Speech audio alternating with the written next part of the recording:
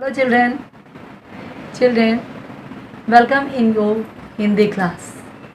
Today we will start from Hindi second book, chapter 9, जब सूरज ने निकलने से इनकार किया।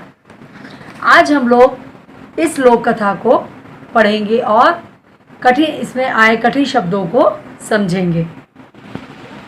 चिल्ड्रेन, लोक कथा माने लोगों के द्वारा कही हुई कहानियाँ या बनाई हुई कहानियाँ। इनमें से कभी कभी क्या होता है, कुछ कहानियाँ तो सत्य होती हैं और कभी कभी कुछ मनगढ़ंत कहानियाँ भी होती हैं, लेकिन लोगों के द्वारा कही हुई ये कथा है। ये नागालैंड की एक लोक कथा, यानी नागालैंड के लोगों के द्वारा कही हुई ये कहानी है।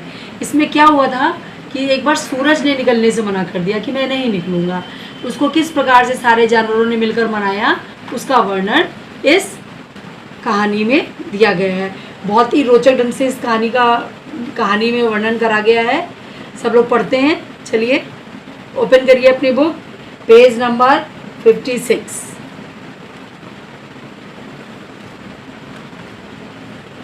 इस लोक कथा में सूरज के ना निकलने से किस किस प्रकार का संकट उत्पन्न होता है और किस प्रकार दूर होता है, इसको रोचक ढंग से प्रस्तुत किया गया है।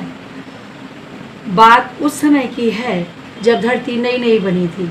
एक बार समस्त पक्षी और जानवर इकट्ठा होकर शिकायत करने लगे कि उन्हें सूरज बहुत तीखा और गर्म लगता है। सूरज तो गर्म होता ही है, सूरज से हमको गर्मी मिलती है। तो समस्त यानी सारे पशु पक्षियों को ऐसा लगने लगा। उनमें से कई तो यह भी बोले कि सूरज को हर रोज़ निकलने की क्या आवश्यकता है, यानी सूरज रोज़ निकला ही ना करे, उसको रोज़ निकलने की कोई भी ज़रूरत नहीं है। कभी तो कुछ आराम मिले। दुनिया के एक कोने से दूसरे कोने की ओर जाते हुए सूरज ने सुन लिया। वो बहुत नाराज़ था, इसलिए एक सुबह उसने निकलने से इनकार कर दिया। उन लोगों को ये लग रहा था कि रोज़ रोज़ ये निकलेगा, रोज़ रोज़ हमको सारे काम करने पड़ेंगे, और जब ये नहीं निकलेगा, अंधेरा रहेगा, तो हम लोग आराम करते रहेंगे, हम लोगों को काम भी नहीं करना पड़ेगा। ऐसा ये सब जानवर सोचने लगे। शुरू में तो जानवर और पक्षी बहुत खुश हुए। सर्दी उतर आई थी, यानी सर्दी आ गई थी। क्यों आ गई थी? क्योंकि सूरज नहीं निकल रहा था, बिल्कुल गर्मी नहीं मिल रही थी किसी को भी, इसलिए चारों ओर ठंडक हो गई थी, सर्दी उतर आई थी। जितनी देर चाहे वे सो सकते थे। शीघ्र ही अधिकतर जानवरों और पक्षियों को अंधेरे में कुछ दिखाई नहीं दे रहा था और वो भूख से व्याकुल होने लगी। अब उनकी फिर शिकायत थी कि सूरज क्यों नहीं निकलता। वे एक दूसरे को दोष देते कि उन्होंने पागलों जैसी बातें की, सूरज को यह कहकर वह ना निकला करे। अब वो आपस में ही दोषारोपण करने लगे, एक दूसरे को दोष देने लगे कि तुमने कहा था कि सूरज ना निकले, तुमने कहा था सूरज ना निकले। आपस में ही ये लोग एक दूसरे को कहने लगे। आखिर वे मिल बैठे और फैसला किया कि मिन्नत करने के लिए सूरज के पास एक प्रतिनिधि मंडल भेजा जाए। प्रतिनिधि मंडल मतलब मिन्नत करने के लिए इसलिए कहा गया कि जब कोई रूठ जाता है तो उसको मनाया जाता है ना। जैसा कभी आप लोग भी रूठ जाते होंगे तो आपको भी मनाते होंगे आपके फ्रेंड्स या आपकी मम्मी या आपके पापा।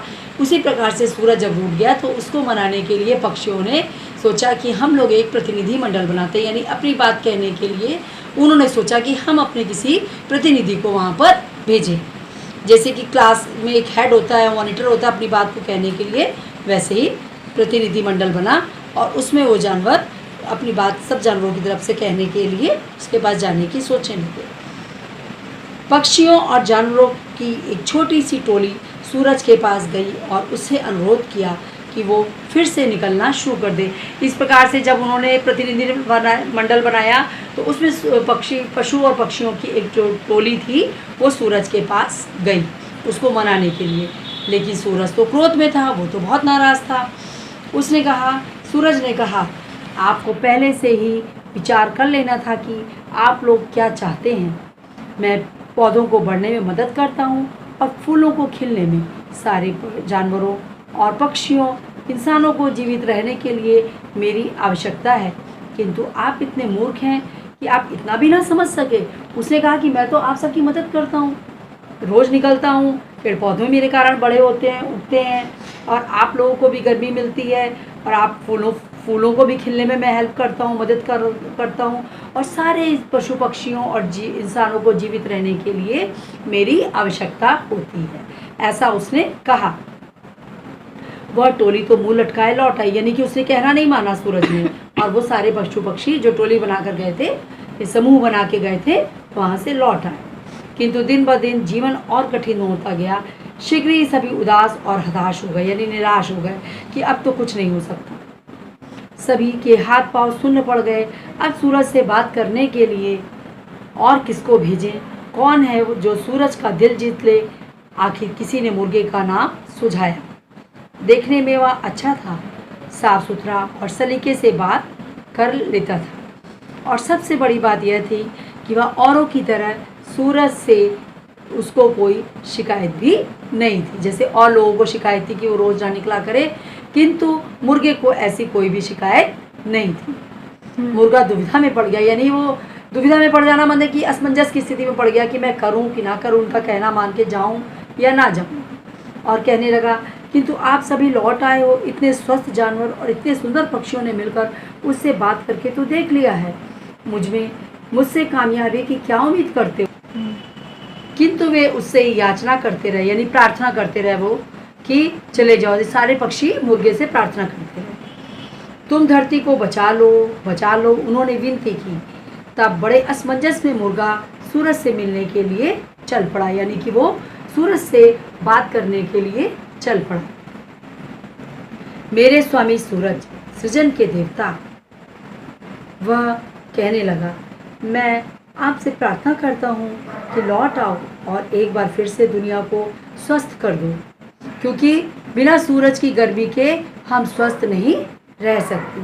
आप उष्ण हो, यानी कि आप गर्म हो और चमकते हो, और हमें इस उष्णता एवं प्रकाश की आवश्यकता है। उसने कहा कि हमको आपकी इस उष्णता की, ये जो तेज आपके अंदर से निकलता है, इसकी हमको ज़रूरत है, आवश्यकता है। आपके बिना कुछ उत्पन्न नहीं होता, नहीं फलता फूलता। आपके बिना हम इस धरती की सुंदरता नहीं देख पा रहे हैं। हर तरफ अंधकार ही अंधकार है, निराशा ही निराशा है। तमाम छोटे जानवरों एवं छोटे पक्षियों के प्रतिनिधि के रूप में आपसे प्रार्थना करने के लिए आया हूँ। मुर्गे ने सूरज से इस प्रकार प्रार्थना की कि मैं सबकी तरफ से आपसे ये प्रार्थना करने आया हूँ। हमारे पास खाने के लिए कुछ भी नहीं है, क्योंकि पौधे तो अब उगते ही नहीं। निशाचर हमें सताते हैं। निशाचर कहते हैं जो रात में घूमने वाले जानवर पक्षी होते हैं, उनको बोलते हैं निशाचर। क्योंकि हर समय हम छिपे नहीं रह सकते और ना ही हमें अंधेरे में कुछ दिखाई देता है। हमने कभी नहीं चाहा कि आप छिप जाएं, किंतु हमारी एक न चली से बड़े बड़े जानवरों की गरज दहाड़ ही सुनी गई। ऐसा पक्षियों की तरफ से मुर्गा कह रहा था। किससे? सूरज से। सूरज का दिल पसीज गया जब उसने इतनी प्रार्थना सुनी। वह मन ही मन सोचने लगा, काश तुम्हारे जैसे प्राणी और अधिक होते। उसने कहा, फिर तो मैं लौटने के बारे में विचार कर भी लेता, किंतु तुम जैसे बहुत थोड़े ही हैं। उसने कहा, जैसे तुम समझदारी की बातें करते हो, तुम जैसे जानवर बहुत ही कम हैं जो इतनी समझदारी की बातें करते हैं। बिल्कुल नहीं जी, मुर्गे ने कहा, कई तो इतने छोटे हैं कि उन्हें देख भी नहीं सकते, या उनकी नादानी है कि बड़ों को शोर मचाने दिया। दोबारा यह गलती वे नहीं करेंगे। नादानी यानी कि नासमझी, ऐसी नासमझी है कि उन्होंने बड़े लोगों को ये शोर मचाने दिया। यह गलती वे नहीं करेंगे। मैं आपको वचन देता हूँ कि हर सुबह स्वागत के लिए वहाँ उपस्थित रहूँगा। जब अगली सुबह सूरज लौट आया तो उसने सबसे पहले मुर्गे ने उसका स्वागत किया, निहाल होकर, भाग देकर, और तब से लेकर यही वह हर सुबह करता आया है। चिल्ड्रेन, क्या हुआ जब मुर्गे ने प्रार्थना करी तो उसने ये भी उनसे प्रॉमिस करा, ये भी वादा करा कि मैं प्रतिदिन आपका स्वागत करने के लिए उपस्थित रहूँगा। यानी कि सूरज के निकलने से पहले ही मुर्गा उसका स्वागत करने के लिए आकर खड़ा हो जाएगा। तब से आज तक आपको पता है मुर्गा भाग देता है सुबह। क्यों भाग देता है? क्योंकि वो सूरज का स्वागत कर रहा है और वो पूरी दुनिया को ये संदेश देता है कि सवेरा हो गया है, भोर हो गई है, अब हमको जाग जाना चाहिए। उसके भाग देने से ही सारे संसार को ये बात का पता चलता है कि सुबह हो गई है। इस प्रकार से उस दिन से आज तक प्रतिदिन मुर्गा भाग देता है और सूरज का उदय होता है। तो चिल्ड्रेन, आई होप आपको ये स्टोरी समझ में आई होगी, आपने इंजॉय करा होगा। इसी स्टोरी को मैं आपको लाइव क्लास में भी बताऊंगी, है ना चिल्ड्रेन। फिर इस नेक्स्ट वीडियो में आप लोग इसके एक्सरसाइजेस क्वेश्चन आंसर्स दूंगी। ओके, तब तक के लिए आप इसको रीडिंग करिएगा, कठिन शब्दों को याद करिएगा। Bye bye.